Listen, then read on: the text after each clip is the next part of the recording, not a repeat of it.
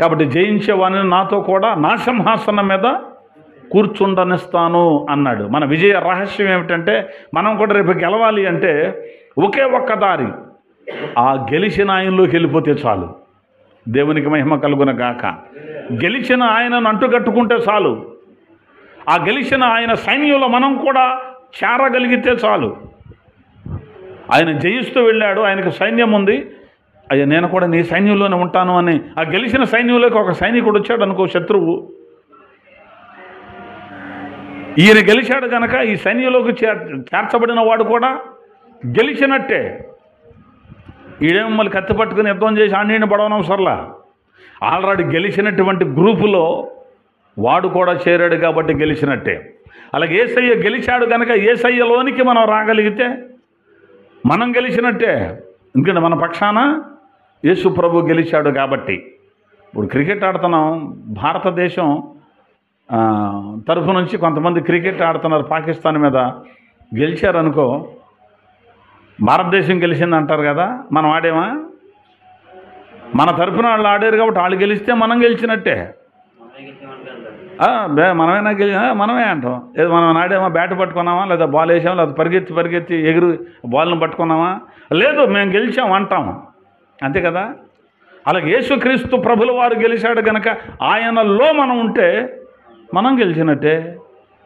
ఆయన చచ్చిపోయాడు, మనం చచ్చిపోయినట్టే. ఆయన బ్రతికాడు, మనం బ్రతికినట్టే.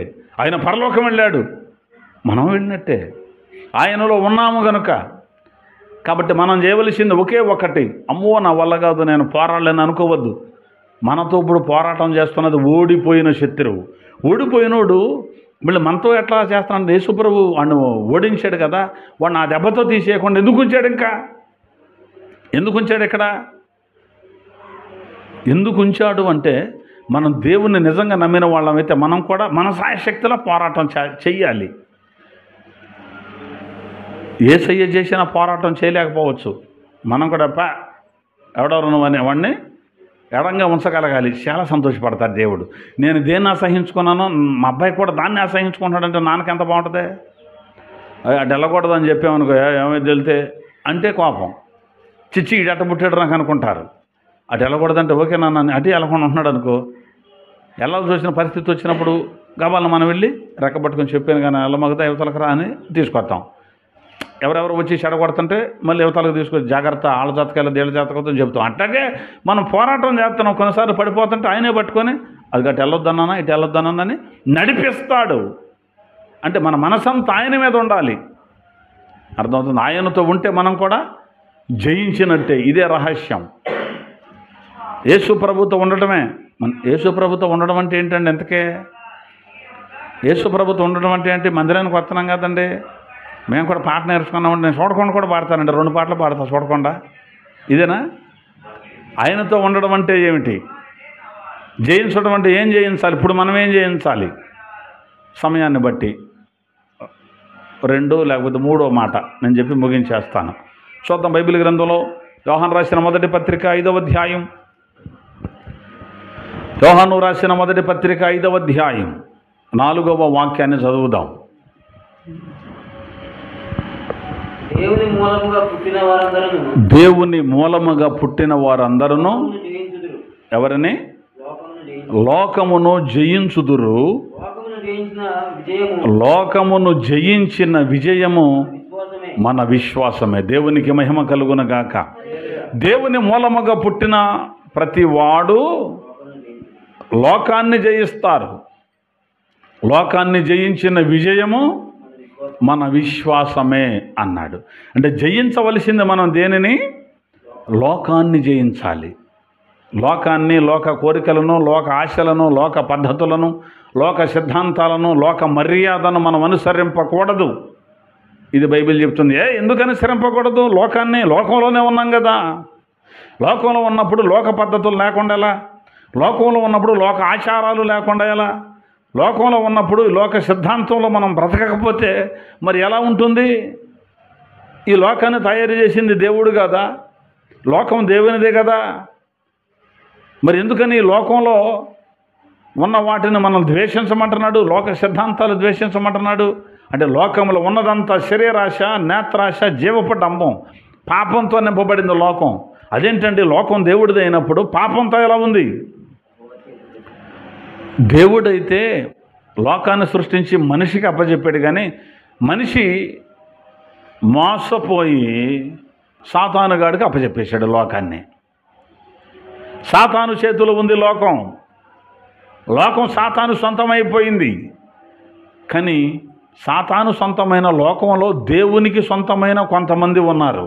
దేవునికి మహిమ కలుగును గాక. దేవుని పిల్లలు ఉన్నారు. ఇప్పుడు మనం ప్రార్థన చేసామనుకోండి, యేసు ప్రభుల వారు మన ప్రార్థనకు జవాబు ఇవ్వడానికి వస్తున్నాడు అనుకోండి, సాతాను ఆపుతాడు. ఏంటొచ్చావు అంటాడు. నువ్వెందుకు వచ్చావయ్యా ఇక్కడికి? ఈ లోకం నాది, నువ్వెందుకు వచ్చావు అంటాడు. లోకం నీదే, నాకు ఆ సంగతి తెలుసు, కానీ మోసం చేసి తీసుకున్నావు. అయినా నేను నీదే అంటున్నాను. లోకమైతే నీదే, కానీ ఈ లోకంలో నివాసం ఉన్న వాళ్ళలో నన్ను పిలిచారు కొంతమంది. అయ్యా నాకు సహాయం చేయమని అడిగారు కనుక నేను వస్తున్నాను. నువ్వెవడో నన్ను ఆపటానికి? పిలవకుండా చేసుకో, నీ దగ్గర నోపుకుంటే. నన్ను పిలవకుండా, నన్ను తలవకుండా చేసుకో. నన్ను పిలిచారు కనుక నేను వస్తాను అని యేసయ్య వచ్చి మన ప్రార్థనను ఆలకించి దానికి జవాబిచ్చి ఆయన వెళ్ళిపోతాడు. మనం ప్రార్థన చేయకుండా చేయటమే ఆడి పని. మనం అడగలేదనుకో ఆయన రాడుగా.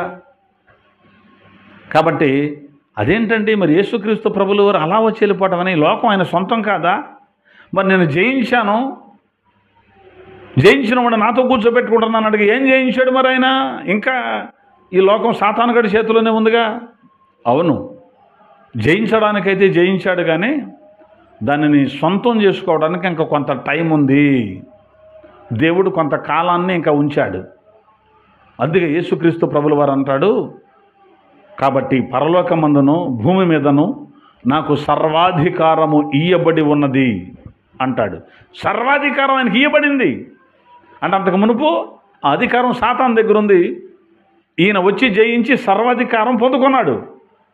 మరి పొందుకున్న తర్వాత ఇంకా సాతాను ఎందుకున్నాడు అంటే, సాతానుగాడు వెళ్ళడానికి ఇంకా కొంత టైం ఉంది. అది త్వరలోనే ఉంది, అది దగ్గరలోనే ఉంది. ఈలోపు యేసయ్యను అర్థం చేసుకోగలిగిన వాళ్ళు, యేసయ్య త్యాగాన్ని అర్థం చేసుకోగలిగిన వాళ్ళు, యేసయ్య విజయాన్ని చూడగలిగిన వాళ్ళు, ఆయనతో కలిసి నేను కూడా జయిస్తాను అనే పెద్ద గుంపు ఒకటి రాబోతుంది. అదే దేవుని శరీరం, దేవుని సంఘం. దేవునికి మహిమ కలుగున గాక. ఆ యేసయ్యలోనికి గుంపులుగా మనం వచ్చేయాలి అంటే మనం ఏం చేయాలి అంటే లోకాన్ని జయించాలి. ముందు లోకాన్ని, లోక పద్ధతులు, లోక ఆచారాలు, లోక సిద్ధాంతాలను మనం ఏం చేయాలి? జయించాలి. లోక మర్యాదను అనుసరింపకూడదు అని బైబిల్ చెబుతుంది. లోక మర్యాదల్లో 2 రకాలు. దైవిక సంబంధమైన మర్యాద వేరు, ఈ లోక సంబంధమైన మర్యాద వేరు. ఈ లోక సంబంధమైన మర్యాద క్రీస్తు సంబంధుల్లో ఉండకూడదు, యేసు ప్రభు యొక్క పిల్లల్లో ఉండకూడదు. యేసు నా రక్షకుడు అనుకున్న ప్రతి వ్యక్తిలో లోక సంబంధమైనటువంటి ఆచారాలు, మర్యాదలు ఉండకూడదు. ప్రార్థనకు వెళ్ళిన ప్రతి ఒక్కడు క్రీస్తు సంబంధి కాదు. మందిరంలోనికి వచ్చిన ప్రతి ఒక్కడు క్రీస్తు సంబంధి కాదు. లోకాన్ని జయించిన వాడే క్రీస్తు సంబంధి. లోకాన్ని జయించడానికి ఆయుధం ఏమిటి? మన విశ్వాసమే. విశ్వాసం అంటే నమ్మడం, దేవుణ్ణి నమ్మడం అంటే ఏంటి?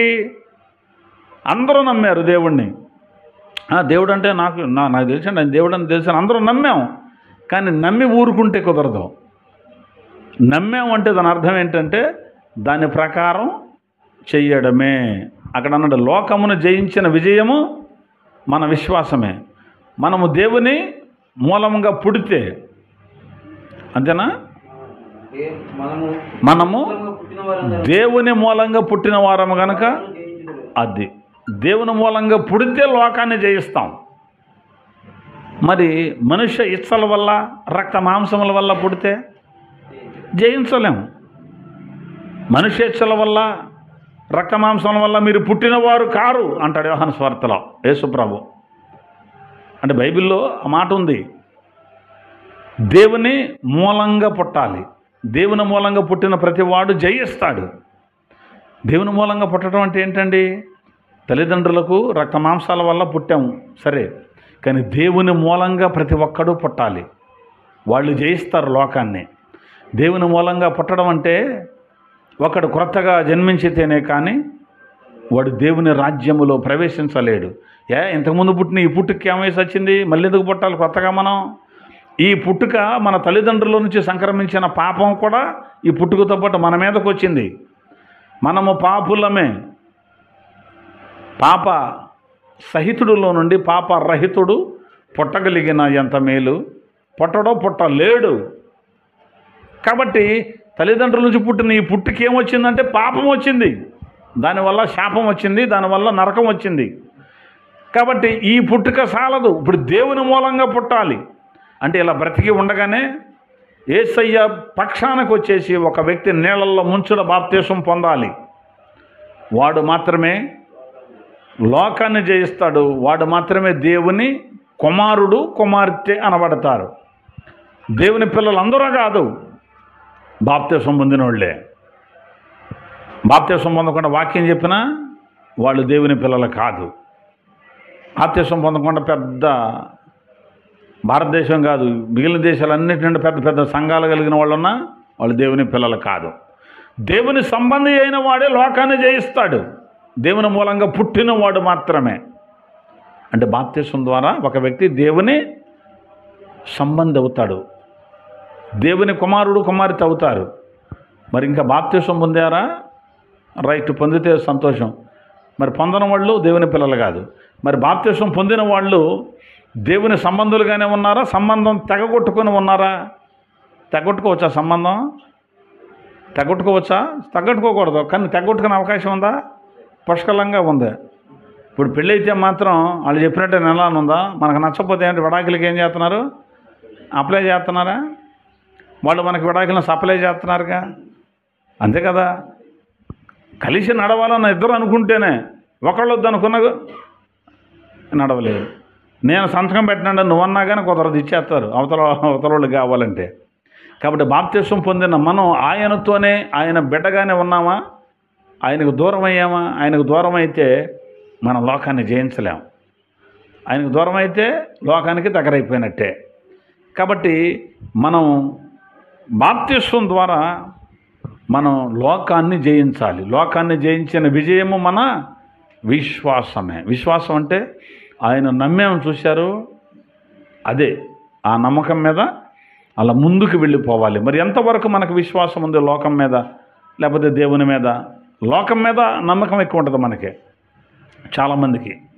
అంటే మనకంటే మనకు కాదు, చాలామందికి లోకం మీద నమ్మకం ఎక్కువ, లోక పద్ధతుల మీద నమ్మకం ఎక్కువ, దేవుని మీద నమ్మకం తక్కువ ఉంటుంది కొంతమందికి కదా. దేవుని మీద ఎందుకు నమ్మకం తక్కువ ఉంటుంది? ఆయన అంటే ఏంటో తెలియలేదు కాబట్టి, ఆయన ఎవరో అర్థం కాలేదు కాబట్టి, ఆయన ఏమేం చేయగలిగిన సమర్థుడో మనకు అవగాహన లేదు కాబట్టి ఆయన్ని నమ్మాలంటే కష్టం. ఆయన గురించి పూర్తిగా తెలిస్తే ఆయన్ని తప్ప ఇంకెవరిని కూడా నమ్మకుండా ఉండలేము. కాబట్టి దేవుణ్ణి మనం నమ్ముకుంటే, ఆయన యందు విశ్వాసం ఉంచితే మనం ఏం జయిస్తాం? లోకాన్ని జయిస్తాం. లోక ఆచారాలు, లోక పద్ధతులను జయించేస్తాం. అస్సలు పట్టించుకోం, వాటి గురించి వినం. ఉపయోగం లేనటువంటి సిద్ధాంతాలను అసలు లెక్కాజాము కూడా చేయం. ఈ మూలన ఎత్తు కట్టకూడదు కూడా అన్నారనుకో, అస్సలు పట్టించుకోం మనం. నీకంటే చిన్నవాడేంటి, అంత ఎత్తు బేస్మెంట్ వేసాడు, నువ్వు ఎక్కడ వేసావేంటి అంటే అస్సలు పట్టించుకోం మనం. లోక సంబంధులు పట్టించుకుంటారు. లోక సంబంధి కానివాడు లోకాన్నే జయించాడు. లోకాన్ని నువ్వు జయించావు, అది నిన్నేం చేస్తుంది? ఓడిపోయాడు శత్రువు, ఇంక నిన్నేం చేస్తాడు? మెడకాయ కోసేసేవాడిని, మళ్ళీ ఇంకెందుకు తడుచుకుంటావు? వాడిని చూసి, చచ్చనను చూసి తడుచుకోవటం ఎందుకంటే? అంతే కదా. లోకాన్ని జయించే లోకానికి భయపడటం ఏంటి? అమ్మో ఇది అక్కడ అటు కొట్టకూడదంట, ఇది ఇటు కట్టకూడదంట, ఈపు కొట్ట వేయాలంట, వేయకపోతే మన మీదకి ఏదో వచ్చేస్తుందంట. మళ్ళీ దాన్ని తీసుకెళ్ళటం, మళ్ళీ వాళ్ళందరూ చూసారో లేదని మళ్ళీ అది ఒక మోరడు ఉంటుంది, అది నెత్తికి చుట్టుకోవడానికి రాదు, ముడ్డుకు చుట్టుకోవడానికి ఇంకెక్కడ సరిపోద్ది. అదేంటంటే పెట్టుబడి వస్త్రాలండి, చిరిగిపోవాలి, మళ్ళీ నిలవ ఉండకూడదంట. అర్థమవుతుందా? ప్రార్థనకి వెళ్ళి చేయొచ్చా? పక్కన పరిశుద్ధ అని పాట పాడుతుంటాడు, అక్కడే ఫోటో పెడతారు, అక్కడే ఇంత బొమ్మ పెడతారు, ఆ గుడ్డలు తెచ్చాడు మీద వేస్తుంటారు, పక్కన అడేమిటి కూర్చొని చూస్తుంటాడు. మన రయ్య గారు వచ్చి పాట పాడి చేస్తుంటాడు. అయ్యేం పనికి మాలిన పనులు. లోకంతో కలిసిపోయావుగా, ఇంక నువ్వు దాన్ని ఎక్కడ చేయించావు? ఆవు పాలు పోయాలండు, ఆవు పాలు పట్టరండి అన్నాడు ఒకడు. ఇది ఆ మూల మీద పిల్లర నిలబెట్టేటప్పుడు, మూలరాయి వేసేటప్పుడు మనోడు దాన్ని శంకుస్థాపన అని పేరు పెట్టారు. శంకుస్థాపన అన్నాడు. ఎప్పుడైనా శంకుని తీసుకొచ్చి అక్కడ స్థాపించావా? శంకు మరి శంకు లేదు, ఏమీ లేదు, శంకుస్థాపన అంటేవే. వాళ్ళు శంకుని తెచ్చుకుంటారు కాబట్టి శంకుస్థాపన, అంతేగా. ఆవు పాలు పోయాలి, ఆవు పాలు పరిశుద్ధాత్మకు, ఆవు పాలట శ్రేష్టం అంట, వాక్యానికి గుర్తు అన్నాడు. పశువు తీసుకొచ్చి పోయింది, పరిశుద్ధాత్మకు గుర్తు అన్నాడు ఒక ఆయన. అర్థమవుతుందా? గజిబిజి గందరగోళం అంతా చేసేస్తారు. కాబట్టి లోకాన్ని వాళ్ళు జయించలేదు, లోకం చెప్పినట్టుగా చేస్తున్నారు. అర్థమవుతుందా? చక్కగా భోజనం పెడితే తిని అటు మాడవటం, రాయ్ ఏంట్రా ఇటు మడవలో కూడా తెలవదారా, నేర్చుకో, అడుదిప్పు, చిన్న హిట్ అంట, అవతలకు మడతాయి ఇతలకు మడతాయి కూడా. భలే పాయింట్ పట్టాడండి, బాగా నేర్చుకున్నాడు. అసలు ఈ మర్మం ఇంతవరకు వీళ్ళు చెప్పలేదన్నమాట. పాపం ఏమీ తెలియనివాడు ఇటు మడుచుకుంటాడు, ఆడికిలేనో మడుచుకుంటాడు. వీడంటాడు, రాయ్ అటురా ఇటు కాదు అన్నప్పుడు, ఎందుకనిరా అడగకూడదు, ఊరుకోవాలంతే. చెబితే ప్రశ్నించకూడదు, ఊరుకోవాలంతే. పెద్దవాళ్ళందరూ ఇటే మడుతున్నారు లోపలికి, బయటికి. మనం అంతే అంటే అంతే కాదు. రీజన్ అడగకూడదు, రీజన్ అడిగితే ఆడు చేదత్తపడు మళ్ళీ. అది అలా ఉంటుంది అన్నమాట లోకం.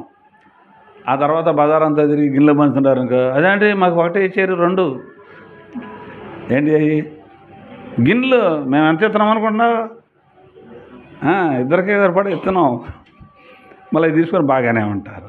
కాబట్టి లోకాన్ని జయించింది ఎక్కడ అంటే, తీసుకోవద్దని కాదు, తీసుకోండి. ఆ గిన్నెలో ఏమడిసి వచ్చింది, దేంట్లో ఏమీ లేదు. కాబట్టి ఇది ఇలా చెయ్యాలి, అంట ఇట్టగా ఉండాలి, అంట అన్నారు చూడు, అదే తంట. అది మనకు అవసరము లేదు, అంతే. అది లేనిపోయిన పెంట.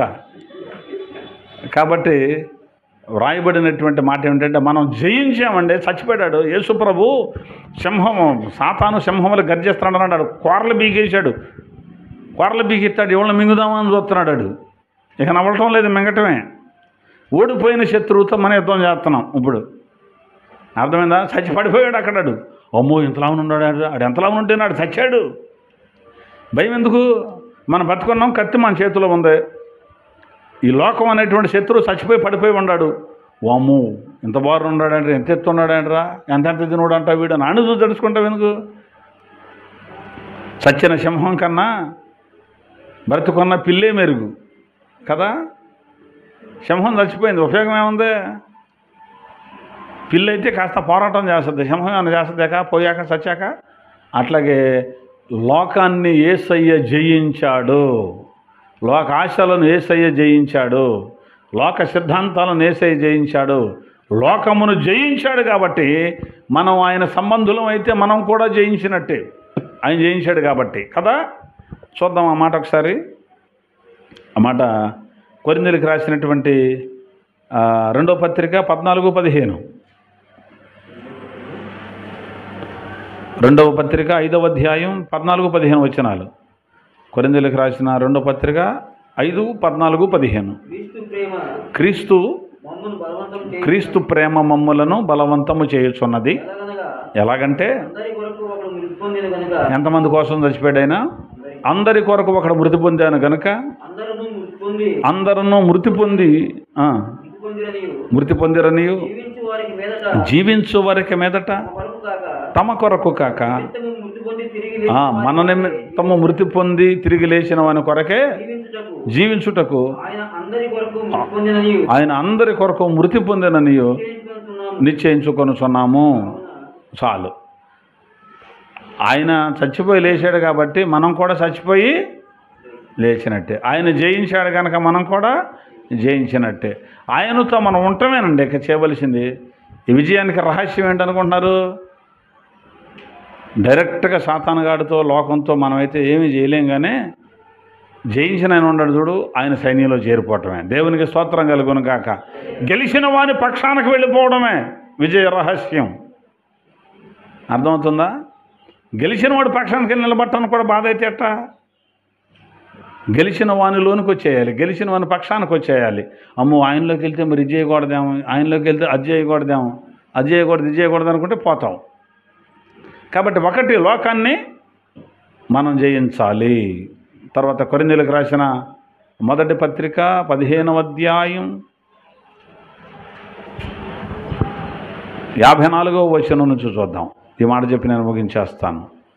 ఈ క్షయమైనది అక్షయతను ధరించుకునినప్పుడు, ఈ మత్యమైనది అమర్త్యతను ధరించుకునినప్పుడు విజయమందు మరణము మృంగివేయబడినని వ్రాయబడిన వాక్యము నెరవేరును.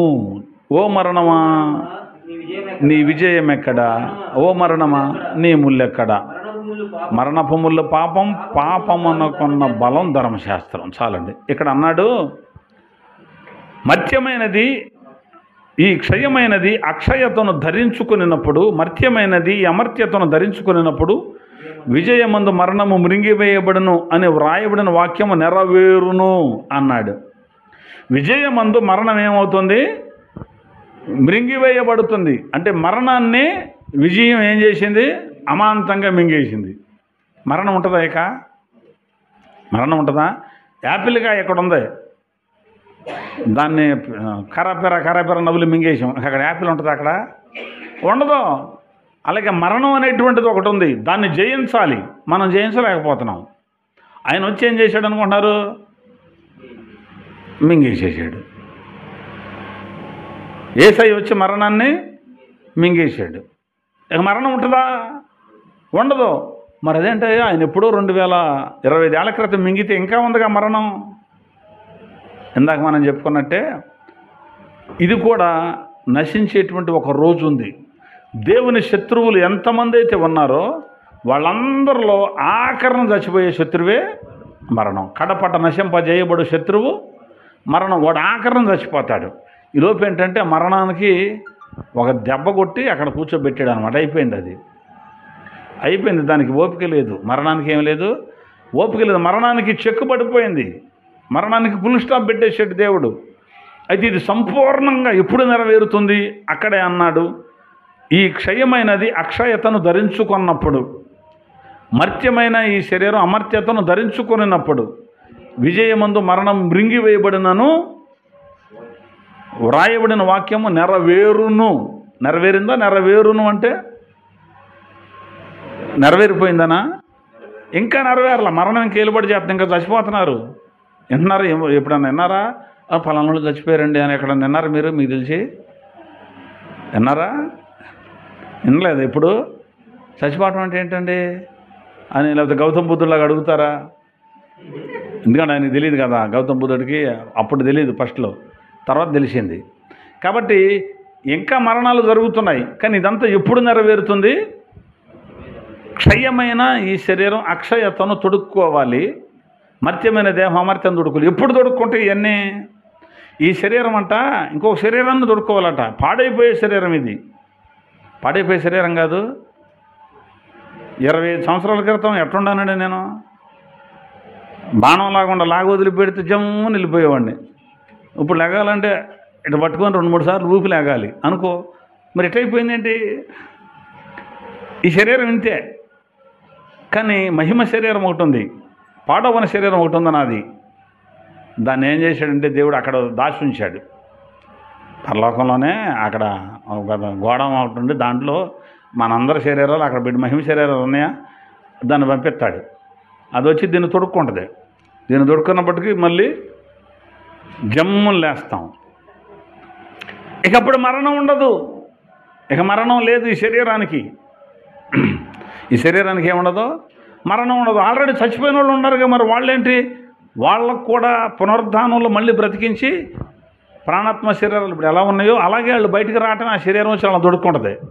వాళ్ళు కూడా మరలా ఎప్పుడు చచ్చిపోనటువంటి శరీరం ఉంటుంది. అదే శరీరం యేసయ్యకు ఉంది.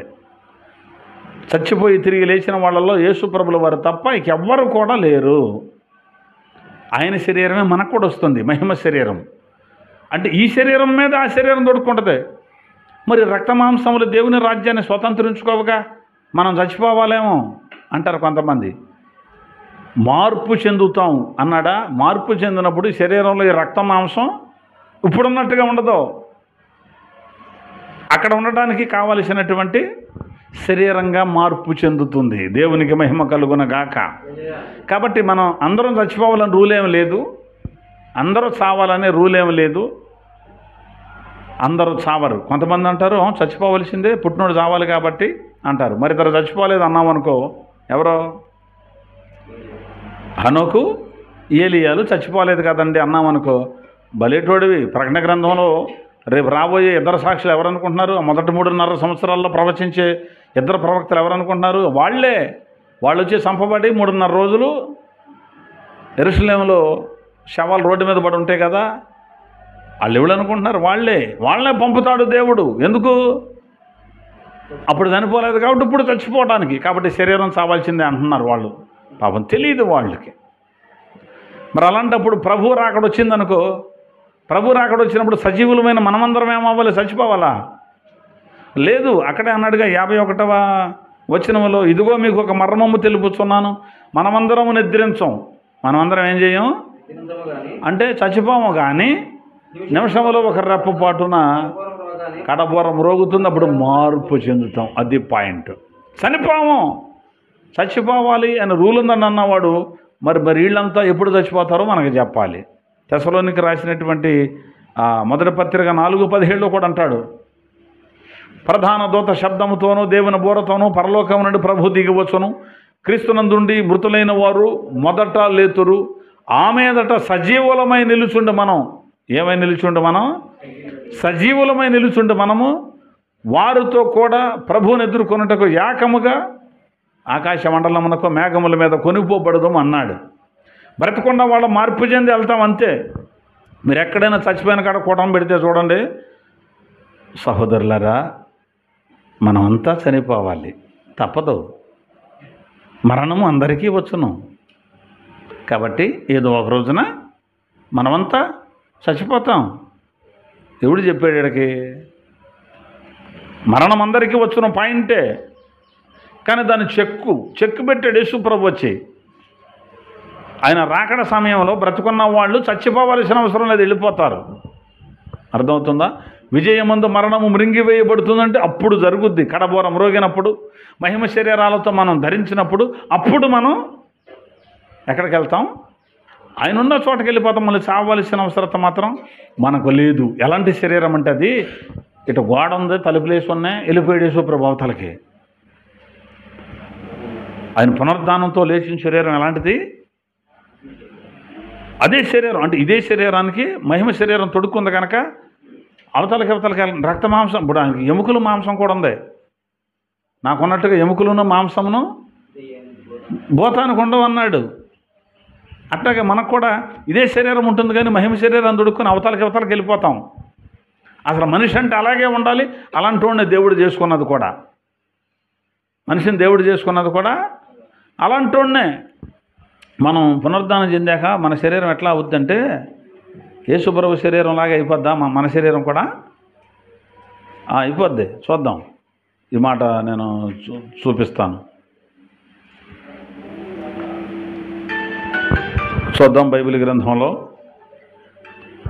ఒక మాటను మనం బైబిల్ గ్రంథంలో చూద్దాం.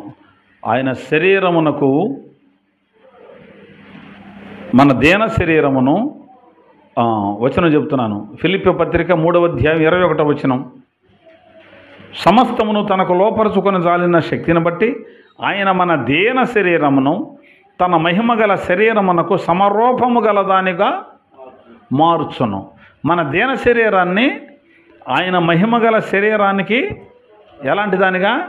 సమరూపము గల దానిగా మార్చును. యేసయ్య శరీరం ఎలాంటి శరీరంతో ఆయన తిరిగి బ్రతికాడో అలాగే మన ఈ దేన శరీరాన్ని ఆయన శరీరంలాగా, ఆయనతో సమానమైన శరీరంలాగా మారుస్తాడు అని రాయబడింది. అర్థమైందా? దాన్ని పోగొట్టుకున్నామండి. ఇదివరకు అదే మనందరికి ఉన్నది, అదే. అంటే మనకు లేదు, కానీ మన తాత ఆదాం గారికి ఏదేం తోటలో పెట్టాడు ఆయన్ని. ఏలుబడి చేయి, దేన్ని ఏలుబడి చేయమన్నాడు? భూమిని. ఆ ఏదేం తోటలో ఒక చోట కూర్చొని భూమి మొత్తాన్ని అట్ట ఏలుబడి చేస్తాడు అనుకున్నాడు యేసుప్రభు. ఏమండి, ఈ తోటలో ఈశ్వరం ఆ చివరికాయలు ఇటు వచ్చేపాటికే పొద్దుకూకుద్ది కదా, మరి మొత్తాన్ని అట్ట ఏలుబడి చేస్తాడు. ఎలా ఏలుబడి చేస్తాడంటే, ఇప్పుడు అక్కడికి వెళ్ళాలనుకున్నాడు అని కాదాం, అక్కడ ఉంటాడంతే, పరిగెత్తన అవసరంలా, అనుకున్న అక్కడ ప్రత్యక్షమైపోతాడు. అది ఆదాం అంటే. అర్థమవుతుందా? గుర్రం కంటే ముందుగా పరిగెత్తేలేడు భక్తుడు. మరి ఏంటనుకుంటున్నారు? అందరూ పడవేసుకొని ముందే వెళ్ళిపోయారా? ఆ తర్వాత యేసుప్రభు సముద్రం మీద నడుచుకుంటూ వస్తున్నాడు, ఎట్టలేడు. అసలు మనిషి శక్తి అండి అది. అలాంటిది పోగొట్టుకున్నాడు మనిషి ఆ దెయ్యంగాడు మాటని.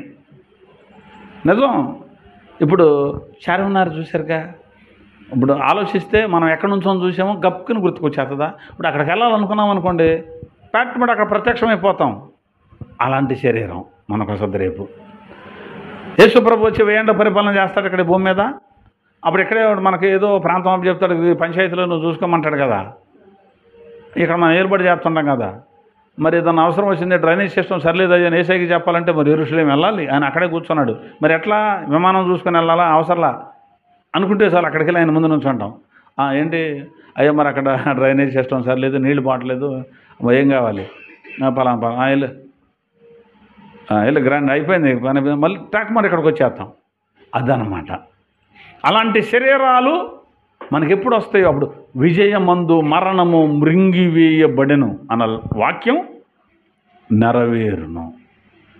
కాబట్టి అది ఎప్పుడో లేదు, తొందరలోనే ఉంది, భవిష్యత్తులోనే ఉంది. ఈ శరీరాలు మహిమ శరీరంగా త్వరలో మార్చబడబోతున్నాయి. ఎంత అద్భుతమో, అసలు ఎంత బాగుంటుందో.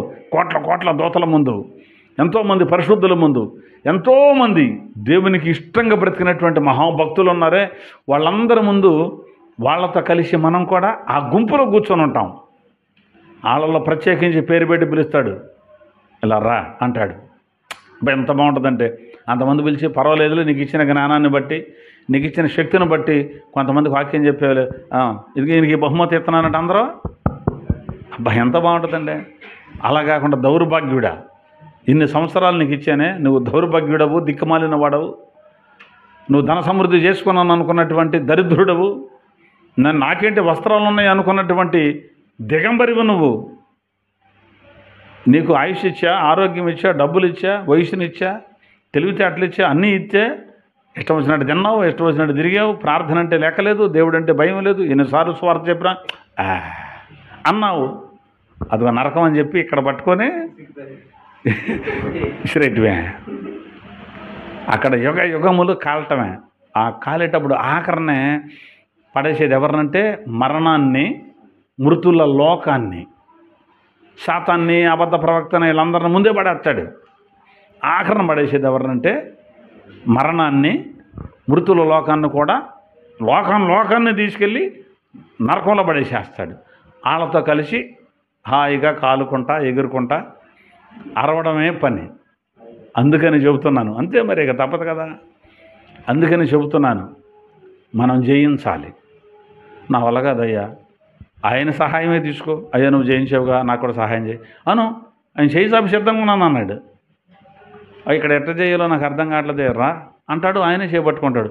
నాకు తెలియట్లేదు అయ్యా, నీ తెలియకపోతే అవతలకి వెళ్ళే తెలిసిపోతుంది, రమ్మని చేపట్టుకుని చీకట్లో లాక్కెళ్ళిపోతాడు. మరి ఇంకేంటి మనకు భయం?